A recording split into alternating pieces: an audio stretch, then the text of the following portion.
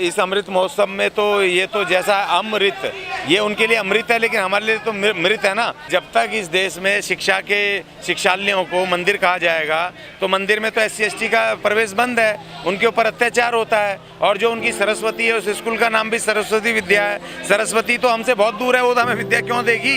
देखिए, हमें इन शब्दों पर भी ध्यान रखना है। स्कूलों को मंदिर नहीं बनाना है, वो स्कूल स्कूल रहने दो। जब तक स्कूल इस देश के वाकई में स्कूल अगर शिक्षा की अगर स्थान नहीं बनेंगे, शिक्षा के संस्थान नहीं बनेंगे, शिक्षण संस्थान, तब तक हमारे साथ जाति भेद होता रहेगा। मैं अभी हस्तिनापुर गया था चुनाव में, तो वहाँ पर पूछा भाई वाल्मीकि मोहल्ला क्या है, तो जाति का नाम कह रहे कि अच्छा फलानी जाति के लोग, हाँ जी जाटम मोहल्ला का, अच्छा वो हरिजनों के मोहल्ले, इस तरीके से बोल करके अपमानित कर रहे हैं आज भी। लेकिन मैं कहना चाहता हूँ भाई, हम तुम्हारे हिंदू राष्ट्र में नहीं रहेंगे, हम ना किसी हिंदू राष्ट्र में रहेंगे, ना हम किसी मुस्लिम राष्ट्र में रहेंगे। हम रहेंगे तो भारत देश में रहेंगे।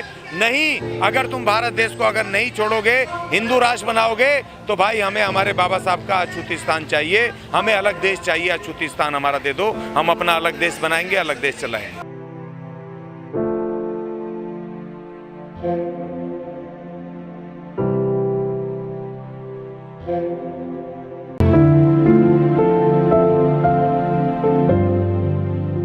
देखिए, पानी का रंग नहीं होता, लेकिन जातिवाद का रंग जरूर होता है। और जिस देश में अभी जातिवाद जिंदा हो, आज भी 21वीं शताब्दी में, जब जातिवाद अपने चरम पर, पढ़े लिखे लोगों में जातिवाद है, और वो तो शिक्षक है, जिस शिक्षक की जिम्मेदारी है शिक्षा देना और देश को मजबूत करना, उसके नागरिकों को शिक्षित बना करके, ताकत दे करके, और वो शिक्षक अगर जातिवाद कर रहा है और पानी पीने को, सिर्फ एक पानी लेने के चक्कर में एक मासूम बच्चे को पीट के मार दिया, उसको इतने भी शर्म नहीं आई कि एक मासूम बच्चा, फूल सा बच्चा, उसको मारते समय उसको शर्म नहीं आई, तो ये तो बिल्कुल एक क्रूरता की मनोदिशा से भी बहुत भारी ऊपर है। और सबसे बड़ी बात ये कि ऐसे समय पे जब देश का प्रधानमंत्री लाल किले पे खड़े होकर के अमृत महोत्सव का आनंद लूट रहा हो, उससे जस्ट उसकी पूर्व संध्या पर इस तरह की घटना होना अपने आप में एक शर्मनाक है, बेहद दुखदायी है, अफसोसजनक है। इस देश की सरकार को ये भी सोचना पड़ेगा कि भाई ये 1-2 लोग नहीं हैं, ये 35 करोड़ हैं। अब ये 35 करोड़ अगर एक तरफ हो गए,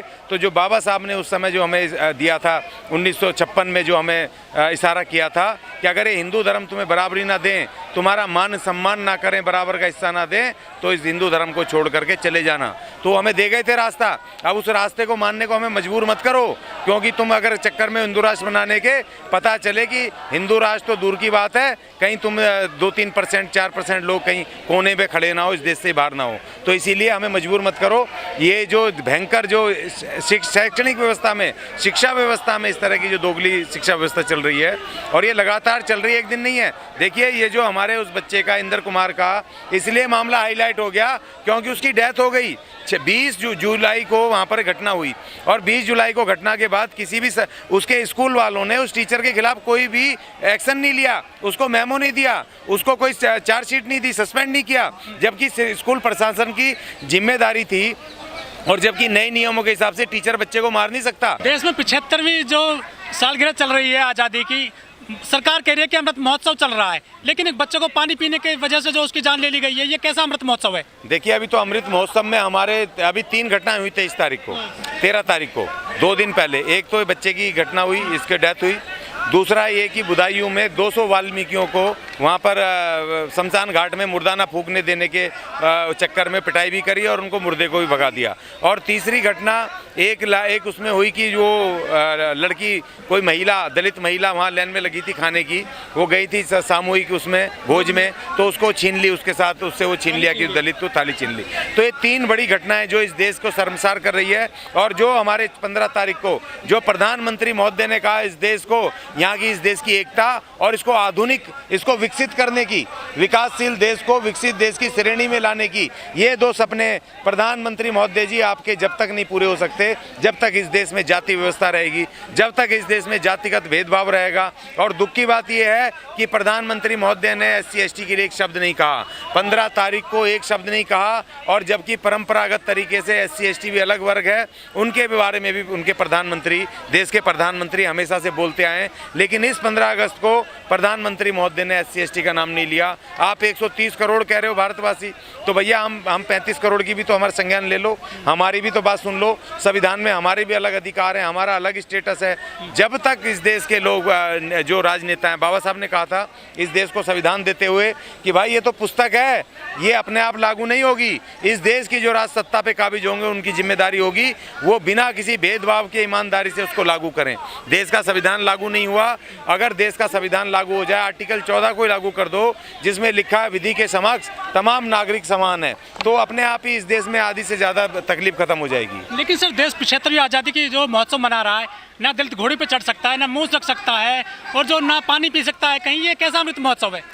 देखिए इस अमृत महोत्सव में तो ये तो जैसा अमृत, ये उनके लिए अमृत है लेकिन हमारे लिए तो मृत है ना। देखो जब वो हो रहा था, ये समुद्र मंथन हो रहा था, और उस समय जब समुद्र निकला तो जब वो देवताओं ने समुद्र वो ले लिया, अमृत ले लिया, और यहाँ के जो आदिवासी थे शिव के उनको जब वो नहीं जब विष निकला, विष तो छोड़ दिया उन्होंने प्रकृति में फैलने के लिए, और अमृत लेके चुपचाप वो देवता अपने साइड हो गए मनुवादी।